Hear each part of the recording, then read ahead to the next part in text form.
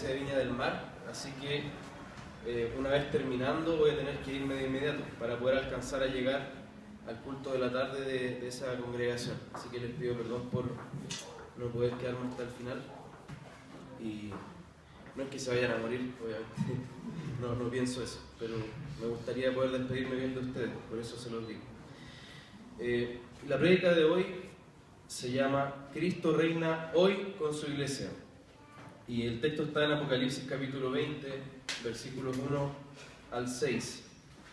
Les pido, hermanos, que podamos leer este texto, puedan abrir sus Biblias o sus aplicaciones, ¿cierto? Donde tengan allí registrada la palabra de Dios, y podamos leer de los versículos 1 al 10. La prédica va a ser solo hasta el 6, pero es bueno leer hasta el 10 para tener el panorama general. Entonces dice la palabra del Señor en esta porción de la Escritura. Dice: vi a un ángel que descendía del cielo con la llave del abismo y una gran cadena en la mano, y prendió al dragón, la serpiente antigua, que es el diablo y Satanás, y lo ató por 1000 años, y lo arrojó al abismo y lo encerró, y puso su sello sobre él, para que no engañase más a las naciones hasta que fuesen cumplidos 1000 años. Y después de esto debe ser desatado por un poco de tiempo. Y vi tronos, y se sentaron sobre ellos los que recibieron facultad de juzgar. Y vi las almas de los decapitados por causa del testimonio de Jesús y por la palabra de Dios, los que no habían adorado a la bestia ni a su imagen, y que no recibieron la marca en sus frentes ni en sus manos, y vivieron y reinaron con Cristo 1000 años. Pero los otros muertos no volvieron a vivir hasta que se cumplieron 1000 años. Esta es la primera resurrección. Bienaventurado y santo el que tiene parte en la primera resurrección. La segunda muerte no tiene potestad sobre estos, sino que serán sacerdotes de Dios y de Cristo, y reinarán con él 1000 años. Y cuando los 1000 años se cumplan, Satanás será suelto de su prisión y saldrá a engañar a las naciones que están en los 4 ángulos de la tierra, a Gog y a Magog, a fin de reunirlos para la batalla, el número de los cuales es como la arena del mar. Y subieron sobre la anchura de la tierra y rodearon el campamento de los santos y la ciudad amada. Y de Dios descendió un fuego del cielo y los consumió. Y el diablo que los engañaba fue lanzado al lago de fuego y azufre, donde estaban la bestia y el falso profeta, y serán atormentados día y noche por los siglos de los siglos. Vamos a orar para dar paso a la prédica. Señor, Padre nuestro, te damos gracias por tu palabra santa y por poder abrirla, poder hacerlo en paz, Señor, en medio de esta congregación, y poder escuchar tu voz, Señor. Te rogamos, Padre, que perdone nuestros pecados, perdone toda nuestra maldad y disponga nuestros corazones para escucharte atentamente, Señor, que todo nuestro ser pueda estar enfocado en este momento, en escuchar tu palabra santa, y que entendamos que cada uno aquí, Señor, tiene un rol en este momento, no solo quien predica, sino que cada uno aquí presente está adorando también al escuchar tu palabra, Señor. Por favor, ayúdanos a adorarte con diligencia, escuchando tu palabra santa, y por eso también te pido, Señor, que me guíes para hacer claro la exposición, para ser fiel y exponer solo lo que tu palabra dice, no opiniones humanas, no ocurrencias mías, Señor, sino que solo y nada más que tu palabra, Señor. Ayúdanos, por favor, en esta hora, y nos encomendamos a tu Santo Espíritu. Amén. Y como decía entonces, la prédica se llama Cristo reina hoy con su iglesia. Vamos a ver por qué. Me explico a quienes no han estado hacia atrás, ¿cierto? Nosotros hemos venido predicando el libro de Apocalipsis capítulo a capítulo desde el capítulo 1, ¿cierto? Capítulo 1, versículo 1, hasta aquí, hasta el capítulo 20 que nos corresponde hoy día. Hemos ido predicando, como decía, capítulo a capítulo, y entonces esto está precedido de una trayectoria. Sería bueno, si alguien quiere informarse más, que pueda escuchar las predicaciones anteriores para tener una referencia general. Y en la última prédica veíamos cómo todos estamos inmersos en una guerra espiritual de alcances universales. Ese es el capítulo 19, la última parte. Y esta guerra espiritual, hay que tenerlo claro, no se da entre dos fuerzas iguales, no es como el yin y el yang, ¿cierto? Sino que es entre el Dios todopoderoso y soberano, ¿cierto?, que está junto con su pueblo, y por otra parte, aquellos que se han rebelado contra su voluntad. y cuya derrota es segura. Entonces decíamos que todos, sin excepción, estamos de uno u otro lado en esta guerra. No podemos estar en ambos lados, no podemos estar fuera, ¿cierto? No podemos ser simplemente espectadores, como decíamos, con un paquete de cabritas viendo cómo esta guerra tiene lugar. No hay lugar para la neutralidad en esta guerra. O estamos en uno o en otro lado, ¿cierto? Ninguno puede decir que está fuera de este conflicto. Y poniendo este texto en perspectiva, nosotros vimos ya en el capítulo 18 que el Señor destruyó a Babilonia, que era esta gran ciudad, esta gran ramera que dice que era la madre de las abominaciones de la tierra, y que es la nacionalidad de los rebeldes. Es una nacionalidad espiritual, ¿cierto? Es un país espiritual al cual pertenecen todos aquellos que se han rebelado contra el Señor. Entonces, en el capítulo 18 está Babilonia destruida, y en el capítulo 19 el Señor destruye a la bestia y al falso profeta, al sistema de poder humano satánico, ¿cierto? Que intenta establecer su reino maligno, usurpando el lugar que corresponde solo al Señor. Entonces, vemos cómo el Señor va derrotando a sus enemigos poco a poco, y también no solo a Babilonia, no solo a la bestia, no solo al falso profeta, sino que a sus seguidores, ¿cierto? Que se habían reunido contra Cristo, contra su iglesia, para librar una batalla final. Y ahora en este capítulo 20, el Señor nos muestra cómo destruye a Satanás mismo. Entonces estamos viendo cómo el Señor está extirpando el mal de la tierra para establecer su reino de manera definitiva. Primero conquista la ciudad rebelde, que es Babilonia, luego elimina a sus gobernantes, la bestia y el falso profeta, a sus seguidores, a quienes lo siguen, y luego elimina a quien originó toda esta revuelta, que es Satanás mismo, ¿cierto?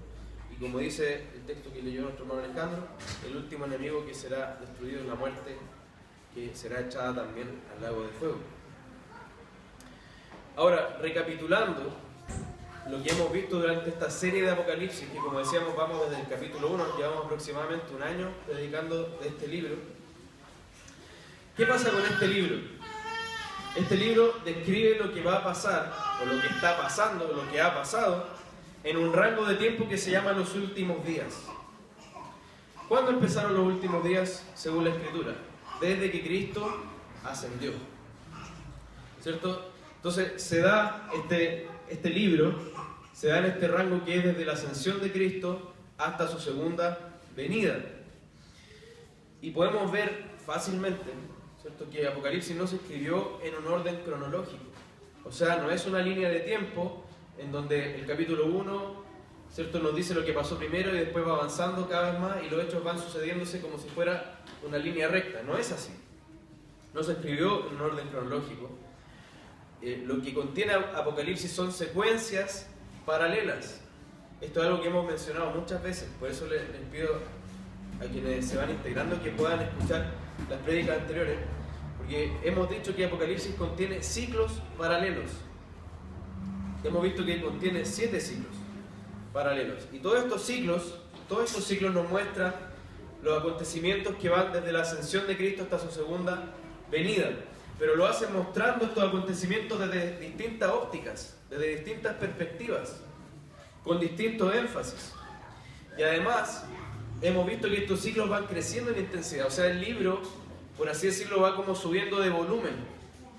Es la misma canción, ¿cierto?, la misma línea melódica, la misma armonía, los mismos instrumentos, la misma banda que está tocando, pero va subiendo el volumen, va subiendo la intensidad del libro hasta llegar a la consumación de todas las cosas. Va progresando, hay una progresión, a pesar de que son ciclos paralelos. Entonces, quiero que se entienda bien, enfatizar bien esta idea, hermanos. El Apocalipsis entonces nos muestra como distintos carriles donde van sucediendo, se nos van narrando los mismos hechos, pero desde distintas ópticas, ¿ya? No es un orden sucesivo, no es 1, 2, 3, 4, sino que son ciclos paralelos que se van desarrollando paralelamente uno del otro, pero que a la vez están entrelazados, porque se refieren a los mismos hechos desde distintas perspectivas. Lo repito tanto para que quede claro. La prédica anterior terminamos el 6º ciclo, ¿ya? Entonces hemos visto, el primer ciclo era Cristo y sus iglesias. El segundo ciclo era la visión del Cordero, el libro y el pueblo de Dios. El tercer ciclo eran las 7 trompetas. El cuarto ciclo eran la mujer, el dragón y las bestias. El quinto ciclo, las 7 copas de la ira de Dios. El sexto ciclo, el juicio de Babilonia, las bodas del Cordero y la parucía, que es la aparición de Cristo. Y hoy comenzamos el séptimo y último ciclo. Así que, de verdad, creo que es muy importante lo que estamos viendo, que es el reino de 1000 años, el juicio y la eternidad. Entonces, si uno ve en todos estos ciclos paralelos, se nos presenta la manera en que Cristo vence en su calidad de Señor de todas las cosas, cómo guarda a su pueblo y le concede también la victoria que Él logró, y cómo derrota a Satanás y a todos sus enemigos. En todos los ciclos podemos ver esto. Entonces, hoy día, como decía, comenzamos el séptimo y último ciclo. Y enfocándonos ya en el pasaje que leímos, debemos tener en cuenta, y quizás los que han investigado un poco más sobre esto van a poder asentir a lo que voy a decir, que es uno de los textos de la Biblia donde existe más discusión sobre qué significa. Es uno de los pasajes más complejos, que ha dado lugar a más polémica, a más discusión en la Biblia, donde existen más escuelas de interpretación que solo se refieren a este pasaje, a estos 10 versículos que leímos. Entonces debemos les pido que tengan paciencia primero, que es una prédica en la que vamos a tratar de exponer lo que aquí dice, siendo fiel a la palabra, pero también necesito mucho de su atención, que vayan avanzando conmigo en la prédica, porque estamos viendo, y les insisto, un pasaje muy complejo, quizás de los más complejos en la Escritura, pero que debemos conocer, ¿cierto? Porque es palabra del Señor. Y como palabra del Señor es para edificación de su pueblo y para que nosotros la escuchemos atentamente. Ahora, como decíamos, ya que ha habido tanta discusión, hoy en día la posición mayoritaria en la iglesia no es la que voy a exponer yo. La posición mayoritaria en la iglesia de hoy, a pesar de que es tan masiva, es una posición nueva. Y lo digo con mucho respeto porque hay expositores bíblicos muy respetados y buenos que creen en esta posición nueva que les estoy diciendo, como John MacArthur o como Steve Lawson, ¿cierto? Que son predicadores muy respetados, muy bíblicos, pero que en este pasaje difieren de lo que voy a exponer hoy día. Y lo que sí debo decir es que la posición que creemos como iglesia es una posición que uno puede rastrear hasta el origen mismo de la palabra, o sea, ha sido creída por la iglesia durante la historia. Y nuestro patrón, nuestra regla no es la historia, lo sabemos, ¿cierto? Pero sí es una buena señal, que los hermanos del pasado hayan creído también lo que vamos a predicar hoy. Entonces les pido a quienes hayan investigado un poco más del tema, a quienes tengan esta visión que se llama, esta nueva visión a la que me refería, que se llama dispensacionalismo, que puedan tener paciencia por lo que voy a exponer hoy día y que puedan analizar sus creencias a la luz de la Escritura y podamos ver lo que ella nos va diciendo. También lo digo con mucho respeto a quienes tengan esa visión. Pero no nos vamos a dedicar a refutar eso, ¿ya? Lo aclaro desde de entrada. O sea, no nos vamos a meter en las polémicas, a decir todas las posiciones, no. Nos vamos a dedicar a que la palabra hable, ¿ok? A que la Escritura nos vaya diciendo, versículo a versículo, qué significa este pasaje. Y antes de entrar en materia, ya había una introducción un poco larga, ¿cierto? Vale la pena que recordemos algunas cosas. Primero, que Apocalipsis es un libro lleno de simbolismos, lleno de imágenes, lleno de figuras. Es un género literario distinto, por ejemplo, de los evangelios. ¿Cierto? Que los evangelios nos narran una historia, nos narran el ministerio de Cristo en la tierra, o Hechos de los Apóstoles, ¿cierto? Que nos narra lo que sucedió luego de la ascensión de Cristo con la iglesia, ¿cierto? El Espíritu Santo obrando a través de los apóstoles. Es un género distinto que los salmos o proverbios, ¿cierto? Que son libros poéticos, sapienciales, ¿cierto? Este es un género que se llama apocalíptico y se llama así porque está ligado a este libro, ¿cierto? Y a otros que también, pasajes por ejemplo de Daniel, de Zacarías, que nos hablan con muchas imágenes, muchas figuras, muchos símbolos, que si nosotros interpretamos literalmente vamos a errar el blanco. ¿Okay? Entonces eso tenemos que tener en cuenta muy claramente. Este es un libro lleno de simbolismo, y este pasaje en particular está también muy lleno de símbolos. Entonces tenemos que estar atentos para interpretarlo correctamente. Otra cosa que hay que destacar es que los números en Apocalipsis, en general, la regla generalísima es que son simbólicos. El número 7, el número 12, el número 3, el número 10, el número 4, no se refieren a algo aritmético, a algo matemático, ¿cierto? Sino que es una realidad que se está simbolizando con ese número, ¿cierto? Por ejemplo, el número 7 habla de una perfección, el número 10 habla de algo completo, el número 4 se refiere a la creación, y así, ¿cierto? El número 12 es un número que está relacionado con el pueblo de Dios. Y relacionado con lo que estoy diciendo, tenemos que tener en cuenta que en ningún otro pasaje de la Biblia se habla de un reino de 1000 años. En ningún otro pasaje de la Biblia se habla de un reino que dura 1000 años. Entonces, este es el único pasaje que se refiere a eso, y por eso debemos tener en cuenta que la Escritura debe interpretar a la Escritura.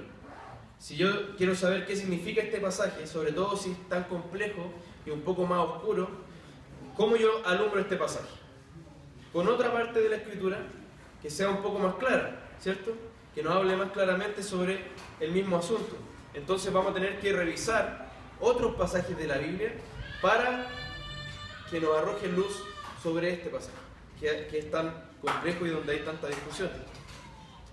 Y algo que también debemos recordar y que se olvida muy frecuentemente es que ¿quién eran los destinatarios originales de este libro? El capítulo 1 lo dice. ¿Quién eran los destinatarios? La iglesia, pero específicamente 7 congregaciones de Asia Menor, 7 congregaciones concretas, tal como lo somos nosotros, ¿cierto? Que tenían personas, que tenían hermanos de carne y hueso que estaban recibiendo este libro. ¿Ya? Entonces ellos son los destinatarios originales, y por eso debemos tener en cuenta lo que Dios les dijo a ellos, que era relevante para ellos en ese tiempo, en ese lugar, en esas circunstancias, y que también al ser palabra de Dios es relevante para nosotros. ¿Okay? ¿Se va entendiendo lo que vamos diciendo? No quiero apresurarme, no quiero ser muy confuso en lo que estoy diciendo. Quiero que se vaya entendiendo. ¿Se va entendiendo lo que vamos hablando? Amén. Entonces vamos a nuestro pasaje concreto.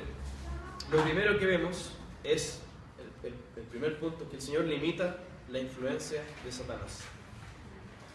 Y el versículo 1 parte diciendo vi. Esa palabra no da lo mismo, porque nos está diciendo que lo que se va a relatar a continuación es una visión. Es una visión que recibió el apóstol Juan.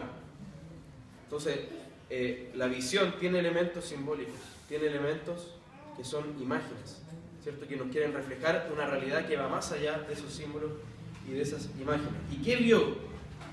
Vio un ángel que descendía del cielo con la llave del abismo y una gran cadena en la mano, ¿cierto? ¿Y qué hizo este ángel con esta llave y esta cadena? Ató a Satanás por un periodo que dice acá 1000 años.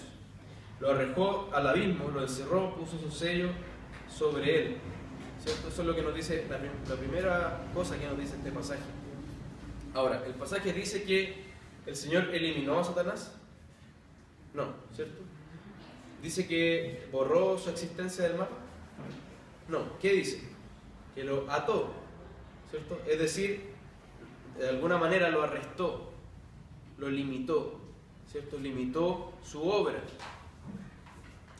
Ahora, tengamos en cuenta que Satanás es un ángel caído. Al ser un ángel, es un espíritu, no tiene cuerpo físico, no es materia.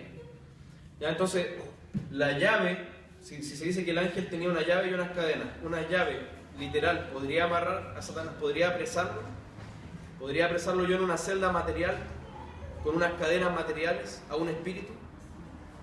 No, entonces no está hablando en un término simbólico, ¿cierto? Está hablando de una manera simbólica y nos está ilustrando con un símbolo de la llave y de la cadena una realidad que es espiritual, que el Señor está limitando a Satanás en su obrar, lo está poniendo bajo arresto, ¿cierto? Lo está apresando temporalmente. Entonces, ¿qué significa esto? Que Satanás no puede obrar libremente, que no puede llevar a cabo su plan con entera libertad, no puede hacer lo que él quisiera hacer, ¿cierto? Está preso en un sentido, está limitado en un sentido. El Señor lo arrestó, le impuso restricciones que le quitan poder y autoridad. Ahora, como decíamos, este pasaje es complejo. Debemos recurrir a otros lugares de la Biblia que nos hablan de esto. ¿Hay otro lugar de la Biblia que nos habla de esto? ¿En algún otro lugar se menciona algo parecido? El apóstol Pedro dice en 2 de Pedro 2:4: Dios no perdonó a los ángeles cuando pecaron, sino que los arrojó al abismo, metiéndolos en tenebrosas cavernas y reservándolos para el juicio. Allí nos habla ya de una prisión, ¿cierto? Y fíjense, este es quizá el pasaje más claro. Mateo 12, 28 al 29, que está también en el libro de Marcos, capítulo 3. Dice, Jesús está hablando: si expulso a los demonios por medio del Espíritu de Dios, fíjense, eso significa que el reino de Dios ha llegado a ustedes. Fíjense lo que está diciendo Jesús, lo voy a repetir. Si expulso a los demonios por medio del Espíritu de Dios, eso significa que el reino de Dios ha llegado a ustedes. ¿O cómo puede entrar alguien a la casa de un hombre fuerte y arrebatarle sus bienes a menos que primero lo ate? Solo entonces podrá robar su casa. ¿Qué está diciendo el Señor acá? ¿En qué contexto está este pasaje que acabo de leer? Los fariseos, al ver que Jesús estaba expulsando demonios, lo estaban acusando a él, diciéndole: no, tú no expulsas a los demonios por Dios, en el nombre de Dios, tú lo expulsas en el nombre de Belcebú. De eso lo estaban acusando a Jesús, que finalmente él era del lado de Belcebú, era un hijo del diablo, en otras palabras, ¿cierto? Pero, ¿qué le respondió Jesús? Algo lógico. Él le dijo: ningún reino que esté dividido contra sí mismo va a prevalecer. Si Satanás no puede expulsar a Satanás porque sería ilógico, se estaría atentando contra sí mismo, ¿cierto? Y ahí le explica que él está expulsando a los demonios por medio del Espíritu de Dios. Y eso significa que el reino de Dios había llegado a esas personas, en ese lugar. Entonces, ¿qué es lo que hizo el Señor Jesús? Les pido su atención acá. ¿Qué es lo que hizo el Señor Jesús? ¿Qué es lo que nos está contando que Él ha hecho? Él vino al mundo a redimirlo, ¿cierto?, de las obras del diablo. Vino al mundo a deshacer las obras del diablo. El mundo caído, corrompido por el pecado, es la casa del diablo, el lugar donde Él estableció su dominio, ¿cierto? Pero Cristo entró a esta casa, a este mundo corrompido, a este mundo de pecado, y ató al hombre fuerte que se señoreaba sobre esta casa, que la dominaba, que es ¿quién? El diablo, ¿cierto? Para poder saquear su casa y despojarlo de lo que él estaba reclamando para sí. ¿Se entiende? El Señor está diciendo que Él es el que ató a este hombre fuerte. Él es el que está expulsando a los demonios por el Espíritu de Dios. Y tiene que atarlo para poder entrar a su casa y despojarlo de eso que él estaba reclamando para sí. ¿Se entiende? Por eso dice la Escritura en 1 Juan 3:8. Para esto, fíjense, para esto apareció el Hijo de Dios, para deshacer las obras del diablo. El Señor Jesús, para llevar a cabo su obra en el mundo, arrestó, ató al diablo, quien había establecido su dominio en esta creación caída, que había estado corrompida por el pecado. Y este hecho significó entonces que el reino de Dios ya ponía su bandera en este mundo rebelde a su voluntad. Junto con Cristo vino entonces su reino. Ya se empezó a manifestar su reino. ¿Se entiende? Él mismo lo dijo, lo acabamos de escuchar. El reino de Dios ha llegado a ustedes. Entonces él plantó la bandera del reino de Dios allí donde el diablo había establecido su dominio. Y para eso debió atarlo. Fíjense que cuando comenzó su ministerio, el Señor Jesús dijo en Lucas 4:18: el Espíritu del Señor está sobre mí. Me ha ungido para anunciar buenas nuevas a los pobres. Me ha enviado para proclamar la libertad a los cautivos, dar vista a los ciegos, a poner en libertad a los oprimidos, a pregonar el año agradable o el año del favor del Señor. Entonces Él vino a redimir a este mundo, Él vino a liberar a este mundo de las obras del diablo, a deshacer las obras de Satanás. Con Él vino su reino, y esto comenzó a manifestarse, su reino, la venida de su reino, en que los ciegos veían, los sordos oían, los cojos podían caminar, los cautivos eran liberados, los endemoniados eran liberados, ¿cierto? Entonces, ¿qué nos está diciendo todo eso? Es una sinopsis de la restauración de todas las cosas. Cuando el Señor venga en su segunda venida y restaure todo y lo renueve todo, ¿cierto? Eso que ocurrió cuando Cristo sanaba a los ciegos, a los sordos, a los cojos, es una sinopsis de esa restauración final. El Señor está diciendo, ya llegó, empezó a manifestarse este reino que yo vengo a traer. Empezó a manifestarse, porque como vamos a ver después, todavía no se manifiesta completamente, es cosa de ver el mundo, ¿cierto? Pero este reino ya empezó a manifestarse, a revelarse a la humanidad. Fijémonos, cuando el Señor envió a sus 70 discípulos a predicar el Evangelio, cuando Jesucristo envió a 70 de sus discípulos a predicar el Evangelio, ¿cómo volvieron estos 70 discípulos? Fíjense el reporte de estos discípulos. Volvieron los 70 con gozo, diciendo, Señor, aún los demonios se nos sujetan en tu nombre. ¿Se fijan? Los demonios ya no hacían de las suyas, como querían, como lo hacían antes. Ahora estaban sujetos a Cristo y los suyos. ¿Y qué le respondió Cristo a estos 70 que volvieron y le dijeron eso? Cristo dijo, yo veía a Satanás caer del cielo como un rayo. He aquí, os doy potestad de hollar serpientes y escorpiones y sobre toda fuerza del enemigo, y nada os dañará. ¿Se fijan? ¿Se va aclarando un poco a qué se refiere este pasaje? Entonces a esto apunta Apocalipsis 20 cuando dice que Cristo está atado. Otra forma de decir que Satanás está atado es que fue expulsado del cielo. Este pasaje del arresto de Satanás está íntimamente ligado con los pasajes que hablan que Satanás cayó del cielo. El que acabamos de leer lo dice, ¿cierto? Se veía como Satanás caía del cielo como un rayo, porque él antes podía hacer su obra en el cielo. Él acusaba a los escogidos de Dios, como lo hizo con Job, por ejemplo, como lo hizo cuando el sacerdote Josué, ¿cierto?, estaba delante de Dios y Satanás estaba a su diestra para acusarlo, ¿cierto? Él ya no puede estar en el cielo para acusar a los hijos de Dios. Fue expulsado del cielo. ¿Se entiende? Entonces, cae del cielo como un rayo. Y esto se relaciona con algo que ya vimos, Apocalipsis 12. A lo mejor ustedes se acuerdan. Fíjense lo que dice Apocalipsis 12, del 7 al 9. Se desató entonces una gran guerra en el cielo. Miguel y sus ángeles combatieron al dragón. Este y sus ángeles, a su vez, le hicieron frente. ¿Quién era el dragón? Fuerte y claro. ¿Quién era el dragón? Satanás, ¿cierto? Pero no pudieron vencer, Satanás no pudo vencer.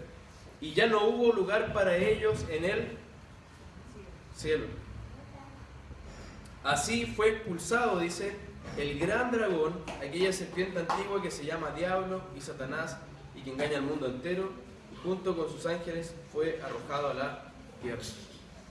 Entonces, otra forma de decirlo es que Satanás fue expulsado del cielo. ¿Ya? Ahora, el mismo apóstol Pablo, cuando habló del anticristo, y ustedes notarán que estoy citando hartos pasajes, esto es para arrojar luz sobre este Apocalipsis 20, y les pido paciencia en ese sentido, tenemos que recurrir a otros pasajes, ¿ya? Cuando el apóstol Pablo habla del anticristo en 2 Tesalonicenses, que es el instrumento humano que ocupa Satanás para gobernar el mundo, ¿cierto? El anticristo.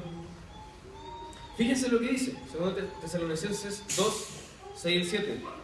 Bien saben, le dice a los hermanos, que hay algo que detiene a este hombre, al hombre de pecado, al anticristo. Hay algo que lo detiene, a fin de que él se manifieste a su debido tiempo. Es cierto, dice Pablo, que el misterio de maldad ya está ejerciendo su poder, pero falta que sea quitado de en medio aquí el que ahora lo detiene. ¿Se fijan?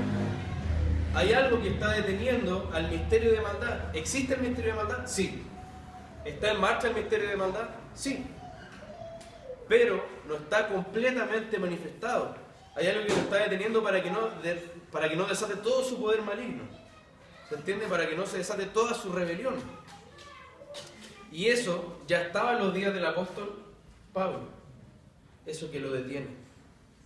Y que impide que se manifieste con todo su poder maligno. Que impide que se libere toda su maldad. Ya estaba en esos días. Pero va a haber un momento en que será quitado. Y es lo mismo que nos dice Apocalipsis 20. Que Satanás será suelto por un tiempo. Antes de que venga el fin. Entonces, ahora que vemos que Satanás ya está atado, o sea, porque uno podría preguntarse, ¿cuándo fue atado? Ya está atado. En la primera venida de Jesucristo, Él lo ató, ¿cierto? Ahora que ya sabemos que está atado, ¿para qué fue atado? ¿Para qué? ¿Con qué fin? El pasaje dice, para que no engañase más a las naciones, hasta que fuesen cumplidos 1000 años, y después de esto debe ser desatado por un poco de tiempo. Alguien podrá decirme, pero hermano, ¿de quién me estás hablando? ¿Cómo me dices que Satanás está atado? La misma Biblia nos dice que Satanás anda como león rugiente, buscando a quien devorar, ¿cierto? La misma Biblia nos dice que Satanás engaña y tienta a las personas. Entonces, ¿cómo me dices que está atado? Pero no nos apresuremos. No nos apresuremos, porque, como dijimos, Satanás no ha sido eliminado. Tampoco ha sido anulado completamente, sino que solo fue arrestado. Es como un Rottweiler que tiene una cadena. El Rottweiler con una cadena puede morder, ¿cierto? Puede ladrar. Puede inspirar temor, sí, puede inspirar temor. Solo que su rango de acción está limitado. No anulado, limitado. Otra cosa sería que yo le pegue un tiro al Rottweiler, ¿cierto? Pero la cadena no lo ha matado, no lo ha eliminado. Solo ha limitado su rango de acción. Ahora, ¿a qué se refiere el pasaje cuando habla de que está atado para que no engañe a las naciones? ¿Qué es de engañar a las naciones? Porque sabemos que Satanás engaña actualmente a las naciones, ¿cierto? Pero ¿en qué sentido está diciendo que ya no puede hacerlo con libertad? Se refiere a reunir a las naciones para hacer la guerra contra la iglesia y contra Cristo. Esa reunión, esa batalla final contra el Señor. Y esto se confirma cuando leemos los versículos 7 al 9 del mismo pasaje de Apocalipsis 20. Por favor, les pido que lo veamos. Fíjense lo que dice. Cuando los 1000 años se cumplan, Satanás será suelto, ¿cierto? Ahí ya está suelto. Ya está suelto. ¿Qué pasa cuando está suelto? Saldrá a engañar a las naciones que están en los 4 ángulos de la tierra, a Gog y a Magog, a fin de ¿qué? Reunirlos para la batalla, el número de los cuales es como la arena del mar. ¿Y qué hicieron? ¿Qué hicieron cuando Satanás fue suelto y los fue a engañar? Dice que subieron sobre la anchura de la tierra, rodearon el campamento de los santos y a la ciudad amada, y de Dios descendió fuego del cielo y los consumió. Es decir, ellos, cuando Satanás fue suelto, lo primero que hizo fue engañar, reunir a todos los seguidores de Satanás, a todos los rebeldes a Dios, para hacer esta batalla final, para eliminar a la iglesia del mapa, para guerrear contra Cristo. Recordemos que en Apocalipsis 12, Satanás estaba esperando que naciera Cristo, ¿cierto?, para poder devorarlo, pero no pudo. Entonces después se dirigió contra la iglesia. ¿Se entiende? Entonces, a eso se refiere. En ese sentido, Satanás está atado, que no puede hacer eso ahora. ¿Se entiende? No puede reunir a las naciones ahora, hasta que eso que lo ata sea removido, hasta que sea soltado. ¿Se entiende? Y aquí se confirma que Apocalipsis nos narra los mismos eventos desde distintas perspectivas, porque esta batalla final es la misma que vimos en Apocalipsis 19, que Cristo ganó, ¿cierto?, montado en su caballo blanco. Cristo ya ganó esta batalla, se nos está contando desde otra perspectiva, ahora desde la perspectiva de cómo el diablo engañó a las naciones. ¿Se entiende? En el capítulo 19 veíamos cómo la bestia y el falso profeta engañaron a las naciones. Acá se nos muestra desde la perspectiva de Satanás. Y nosotros ya vimos en Apocalipsis, el Señor condenó a los incrédulos y destruyó a sus enemigos ya en el capítulo 6, en el capítulo 11, en el capítulo 14, en el capítulo 16, en el capítulo 18, en el capítulo 19. O sea, ya el Señor ha juzgado y ha condenado a su enemigo y lo ha destruido varias veces en el libro de Apocalipsis. Si fuera un orden cronológico, no tendría sentido. ¿Se entiende?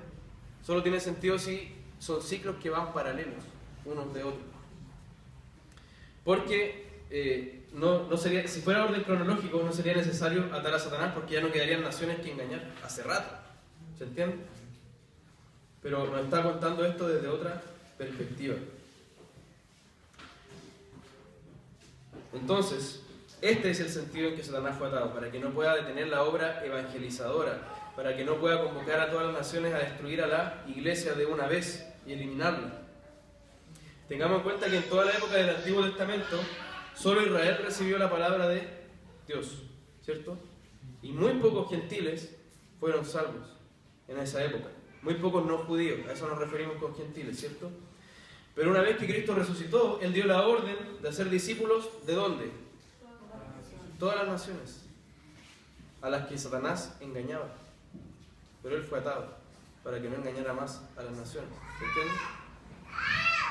Entonces, Satanás atado, una vez Satanás atado, la iglesia puede hacer su obra evangelizadora, puede evangelizar a las naciones, hacer discípulos de todas las naciones. El Señor ha levantado su iglesia con personas de toda tribu, pueblo, lengua y nación. La iglesia realiza su obra misionera y Satanás, aunque la estorba, no puede impedirla. No puede impedir que el Señor convierta a través de la iglesia a gente de toda tribu, pueblo, lengua y nación. ¿Se entiende?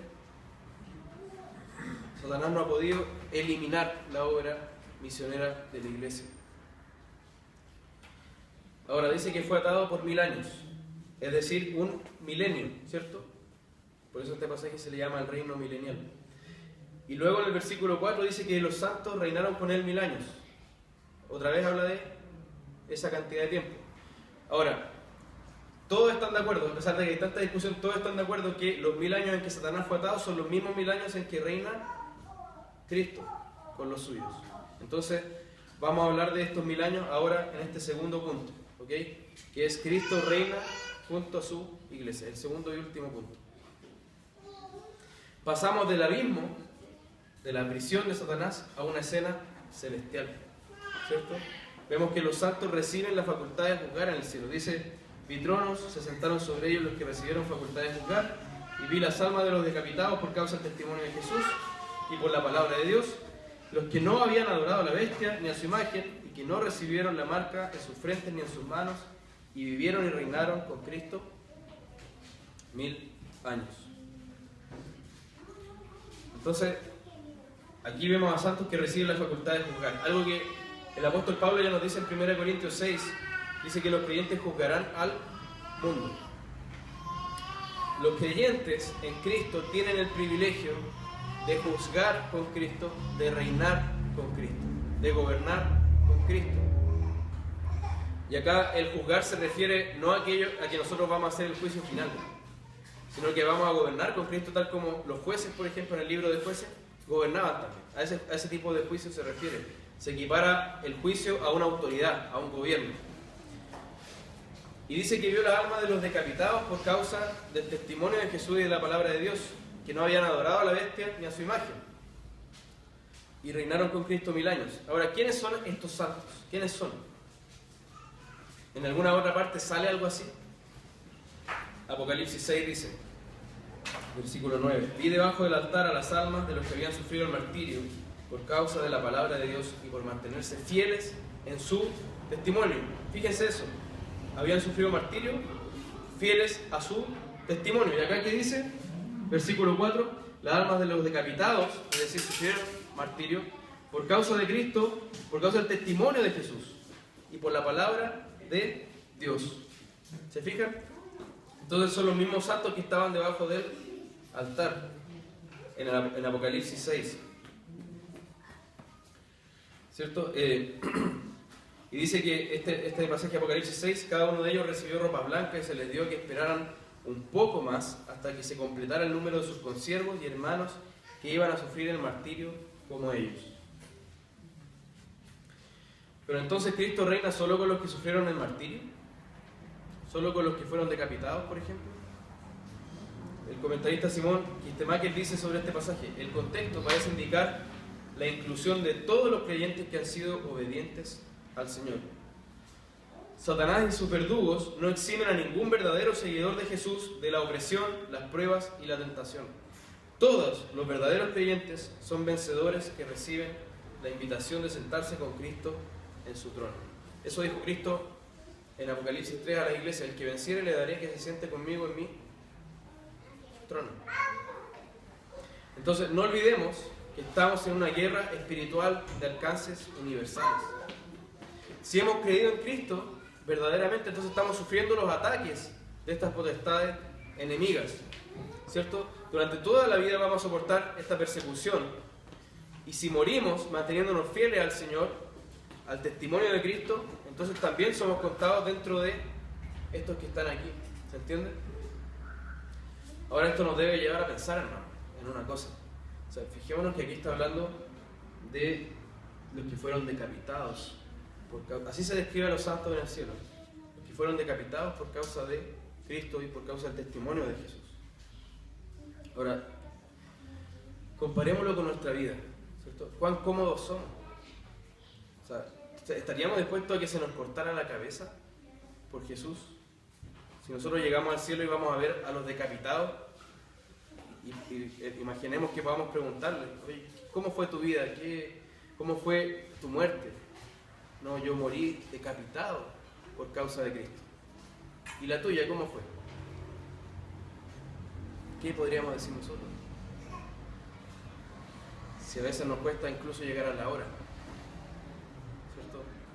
Nos cuesta participar en medio de una sociedad que nos respeta, que nos deja ejercer nuestra fe en paz y hasta protege nuestro derecho de libertad, nuestra libertad de culto.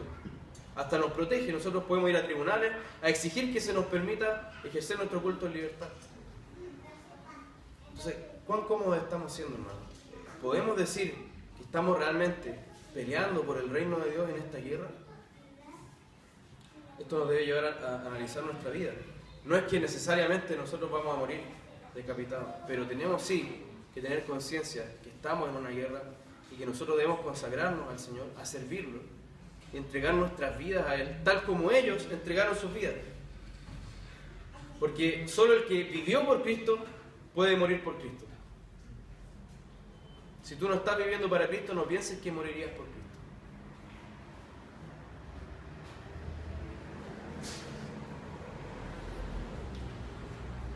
Entonces todos estamos en esta guerra espiritual. Ahora, dice que los que reinan con Cristo durante este milenio son los que han tenido parte en la primera resurrección. Y estos serán sacerdotes de Dios y de Cristo. ¿Cuál es esa primera resurrección? Es aquella que recibimos en el nuevo nacimiento. Ahora alguien me dirá: ya, pero hermano, es un poco forzado, yo no lo veo así aquí. Veámoslo, veamos el resto de la Escritura que nos dice. Efesios 2:6 dice: en unión con Cristo Jesús, Dios nos resucitó. Nos resucitó y nos hizo sentar con Él en las regiones celestiales. ¿Quién está escribiendo eso? ¿Un ángel? ¿Un cristiano que está en el cielo? No, el apóstol Pablo, que estaba en la tierra. ¿Y a quién le estaba escribiendo? A hermanos, tal como nosotros, que estaban en la tierra, ¿cierto? Pero a ellos les está diciendo: Dios nos resucitó. No es poesía, no es una metáfora, es verdad. Dios nos dio vida.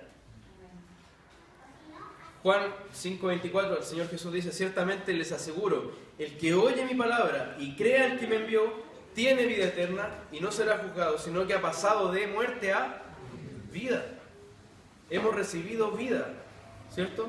Cuando el Señor obra el nuevo nacimiento en nosotros, nos concede verdadera vida y nos resucita espiritualmente.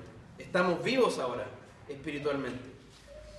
Y esta resurrección espiritual nos asegura que si nosotros morimos, vamos a ir a la presencia del Señor.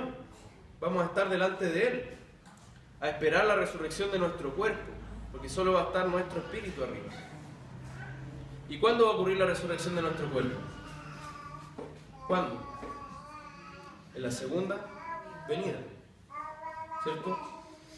Entonces, es a estos a quienes se refiere Apocalipsis 6, a quienes están en el cielo esperando la resurrección de su cuerpo, a quienes murieron en el Señor, porque primero recibieron la vida al creer en Cristo. Y en cuanto a los demás muertos, es decir, aquellos que están muertos en sus delitos y pecados, y que parten de este mundo sin haber nacido de nuevo con Cristo, ellos permanecen separados de Dios, no van a recibir vida. ¿Cierto? El Señor nunca les otorga vida eterna, quedan apartados para siempre de la fuente de la vida. Y una vez que termine el periodo, este periodo de 1000 años, van a comparecer ante el Señor y serán entregados a la segunda muerte. Eso dice el pasaje. ¿Cuál es la segunda muerte? La condenación eterna, la separación eterna de Dios, tanto en cuerpo como en alma. Es decir, pasarán toda la eternidad tal como fue su vida, separados de Dios. ¿Se entiende? Ajenos de la vida de Dios, como dice Pablo. Pero ellos van a volver por un instante a la vida para comparecer ante el Señor y ser condenados. Dice Juan 5:28, viene la hora, fíjense, en que todos los que están en los sepulcros oirán su voz y saldrán de allí. Los que han hecho el bien resucitarán para tener vida, pero los que han practicado el mal resucitarán para ser juzgados. ¿Se entiende? ¿Se entiende lo que dice este pasaje? Entonces los que murieron, los que están muertos en sus delitos y pecados, van a recibir vida temporalmente para ser juzgados por Cristo.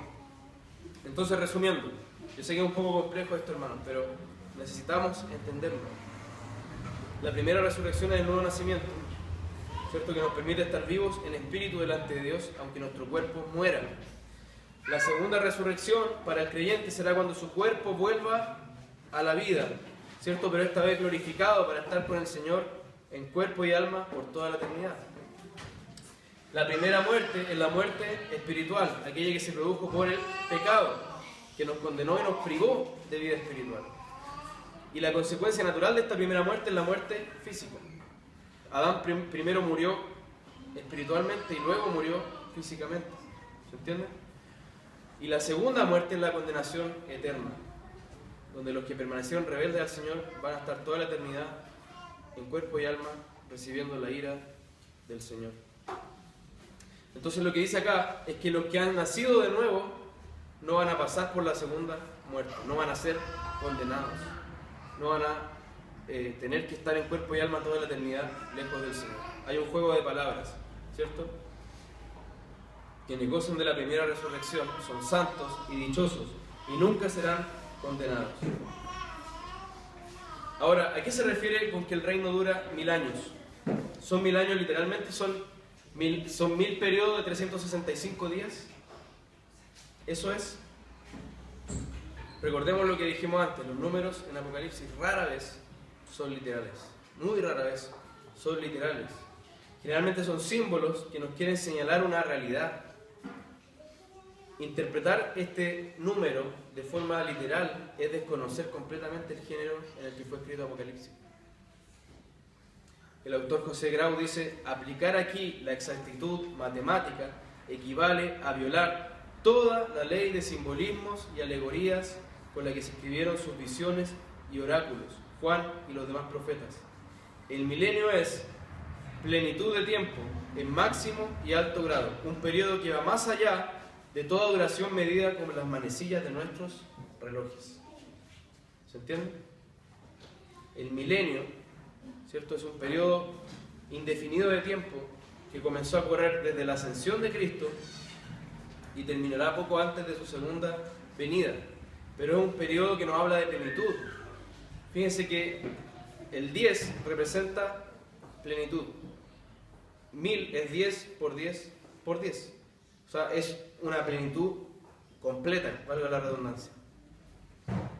Entonces, es un periodo de tiempo cuya duración solo conoce Dios, pero es un tiempo que debe completarse. Es un tiempo en el que el Señor va a cumplir todos sus propósitos que tiene establecidos para ese periodo.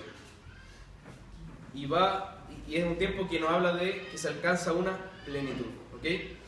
Entonces, alguien puede decir, ok, pero si el milenio es un periodo indefinido entre que Cristo ascendió y su segunda venida, entonces debería haber pasajes que nos hablen de que Cristo está reinando ahora, ¿cierto? Porque ya Cristo ascendió. Y ya vemos que el milenio es donde Cristo reina por 1000 años. Es decir, por una plenitud de tiempo. Entonces debería haber pasajes en la Biblia que nos dijeran que Cristo está reinando ahora, ¿cierto? Si lo que estamos diciendo es cierto. Y efectivamente así es. Vamos a verlo. Como dijimos, la Escritura debe interpretar a la Escritura. Para arrojar luz sobre este pasaje debo ir a otros que me hablen de lo mismo. Primero debemos entender que el reino vino con Cristo. En Mateo 12, 28, Cristo dijo: el reino de Dios ha llegado a ustedes. El reino de Dios ha llegado a ustedes. En otros pasajes, Cristo dice: el reino de Dios se ha acercado. ¿Cierto?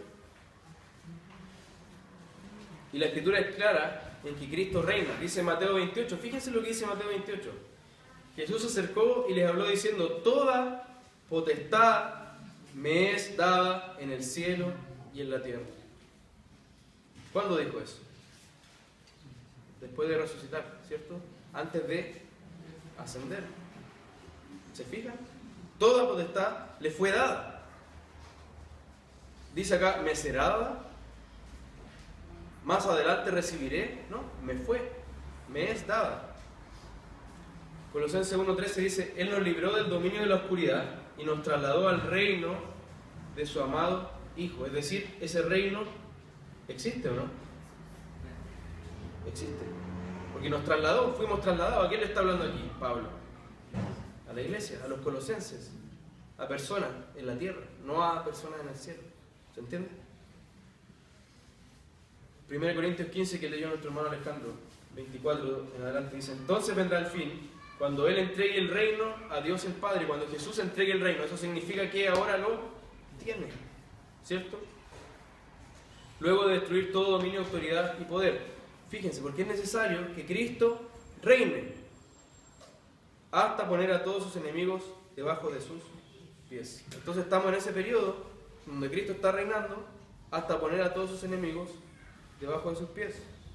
Y el último enemigo que será destruido será la muerte. Entonces queda claro que Cristo está reinando. Lo que ocurre es que ese reino todavía no se manifiesta completamente. Aún no podemos disfrutar de todas sus bendiciones, ¿cierto? Pero Él nos está esperando para que en el futuro le sea dada la autoridad. Nos está esperando para que en el futuro le sea dada la potestad sobre todas las cosas. Toda autoridad en el cielo y en la tierra ya le fue dada. Y Él va a reinar hasta que todos sus enemigos sean puestos debajo de sus pies. Y cuando haya hecho eso, cuando haya sometido todo, ¿qué va a hacer Él? Va a entregar el reino al Padre. ¿Se fijan? La Biblia nos da posibilidad para que haya un reino de 1000 años en el futuro. No nos entrega esa posibilidad. ¿Dónde lo ubicamos? ¿En este siglo o en el venidero? ¿Dónde ubicamos un reino de 1000 años? En el futuro. Si ya nos dice que está reinando.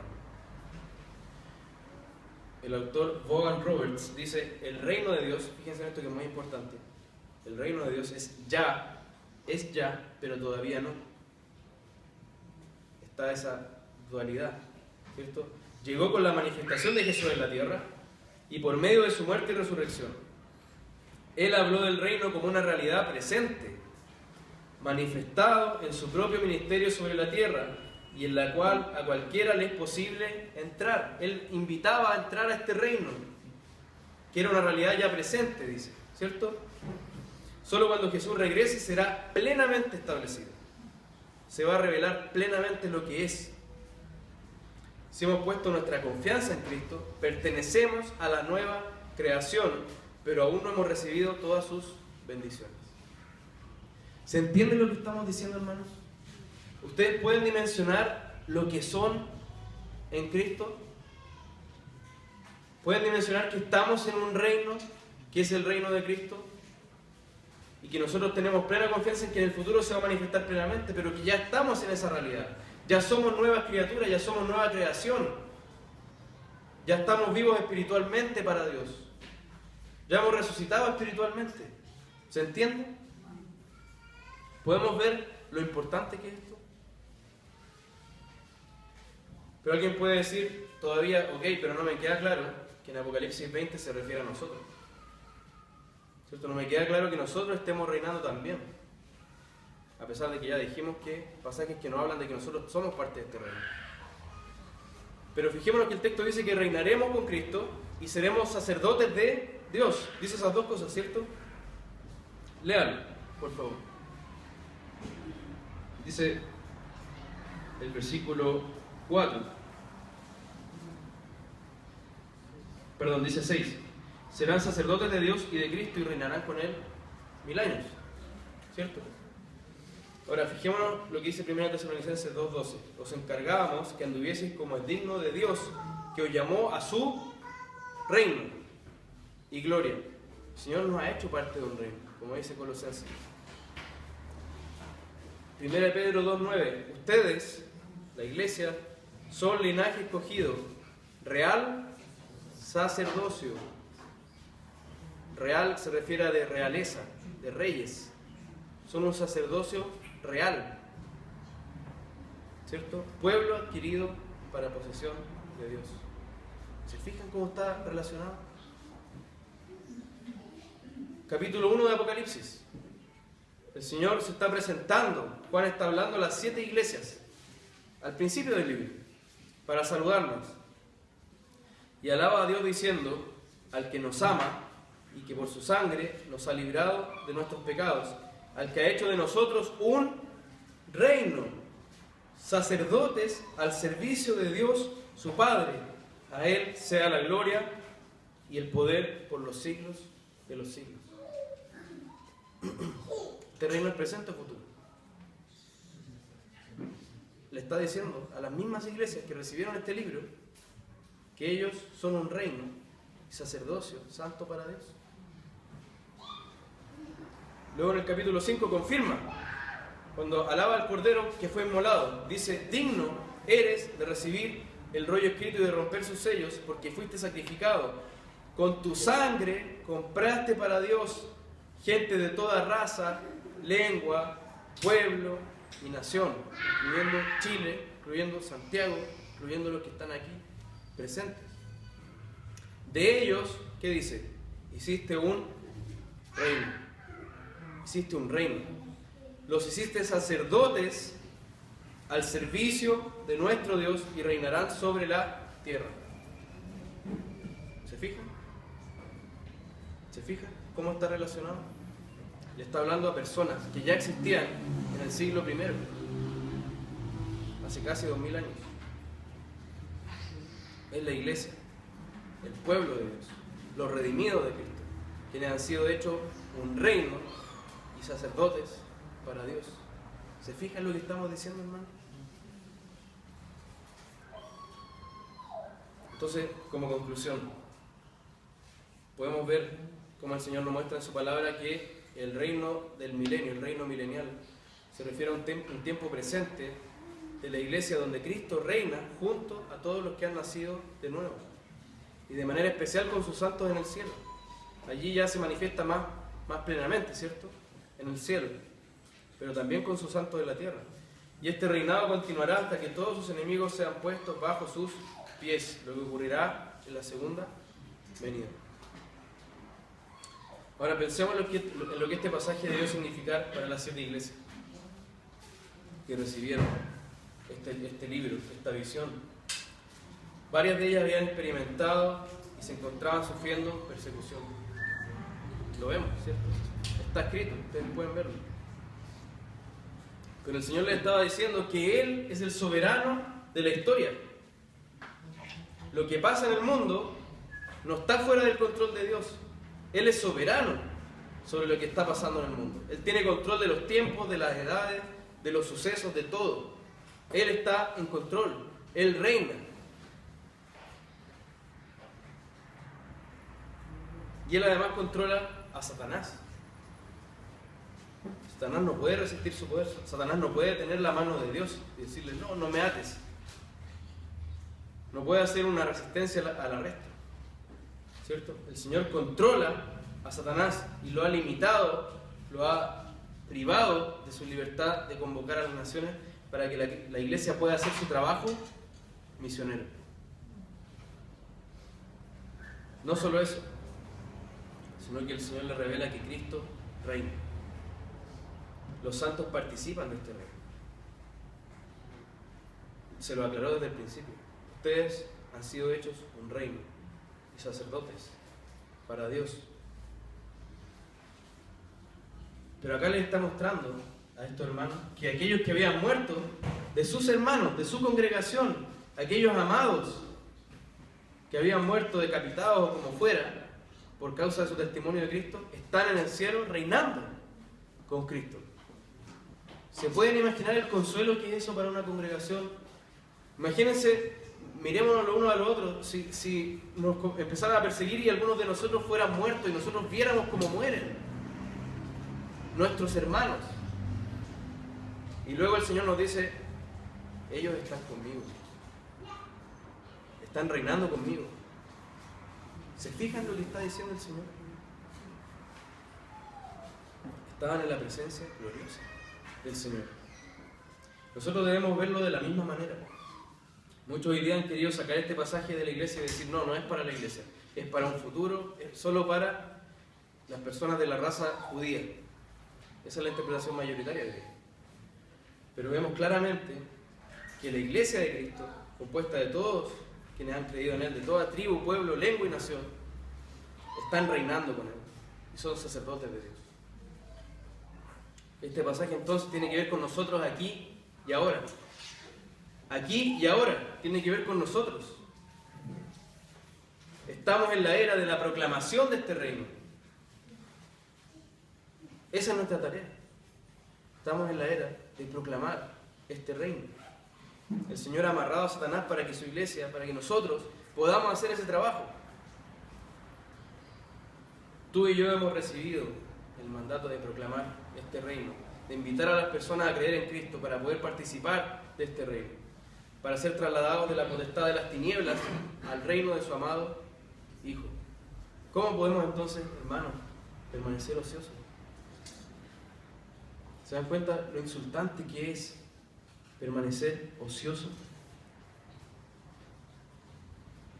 Estamos hablando de realidades celestiales, de realidades hermosas, eternas. ¿Cómo podemos permanecer ociosos? Esto nos debe motivar profundamente. Cristo nos rescató. Cristo está reinando. Nosotros estamos reinando con Él. Quiero terminar con el último pasaje que citamos. Ese pasaje de Apocalipsis 5, 9 al 10 dice, de Cristo, digno eres de recibir el rollo escrito y de romper sus sellos, porque fuiste sacrificado y con tu sangre, compraste para Dios gente de toda raza, lengua, pueblo y nación. De ellos hiciste un reino, los hiciste sacerdotes al servicio de nuestro Dios y reinarán sobre la tierra. Hermanos, fue el sacrificio de Cristo, fue su sangre derramada la que hace posible que hoy podamos reinar con Él. Hermano, Él no lo necesita para reinar. Él es el Todopoderoso. Él es el alto y sublime. Él es omnipotente, el Señor de todo, soberano sobre todas las cosas. No lo necesita para reinar. Pero Él quiso compartir su reino contigo y conmigo. ¿Y qué debió hacer para eso? Ofrendar su vida, sacrificarse como un cordero inmolado, derramar su sangre para que nosotros pudiéramos ser perdonados. ¿Se fijan de lo que estamos hablando? Él quiso compartir su reino con una multitud de redimidos, de toda tribu, lengua, pueblo y nación. Y nos ha hecho sacerdotes, es decir, nosotros podemos presentar sacrificio agradable delante de Él. Nuestra vida debe ser un sacrificio agradable delante de Él. Lo ruego por la misericordia de Dios que presentéis vuestros cuerpos en sacrificio vivo, santo y agradable. ¿Cómo no agradecer a su misericordia, hermano? ¿Cómo no alabarlo por su gracia? Hoy te invito a que puedas meditar en este Salvador maravilloso, que puedas meditar en esta realidad del reino de la que somos hechos partícipes, solo por la gracia de Dios. Tú que estabas muerto en delitos y pecados, igual que yo, recibiste vida en Cristo. Fuiste hecho partícipe de este reino. Hermanos, si eso no nos motiva, a entregar nuestra vida, nada más puede hacer. Si eso no hace que nos volquemos completamente a servirlo en gratitud eterna a esta salvación tan gloriosa, nada puede motivarnos. Meditemos en este evangelio glorioso. Es lo único que nos va a poder mover como iglesia. Amén. Oremos. Gracias, Señor. Gracias, Señor, porque con tu sangre nos has redimido. Por tu sacrificio, Señor, podemos reinar contigo, Señor. Nosotros estábamos muertos en delitos y pecados, llenos de nuestra rebelión y de nuestra inmundicia. Tú quisiste compartir ese reino con nosotros porque nos amaste primero. Gracias, Señor, por esta gran salvación, esta gloriosa salvación eterna, en la que podemos estar plenamente confiados porque tú eres quien la sostiene, Señor. Ayúdanos como iglesia a mirar este evangelio y a motivarnos, Señor. Que sea el motor de nuestra vida, este evangelio glorioso, y que nada más nos mueva, sino la gratitud a esta gran obra de amor y misericordia, Señor, que has hecho en Cristo. Nos encomendamos a ti, Señor, con toda nuestra debilidad, todas nuestras imperfecciones. Queremos serte fieles, Señor. Ayúdanos. Te lo rogamos en el nombre de Jesús.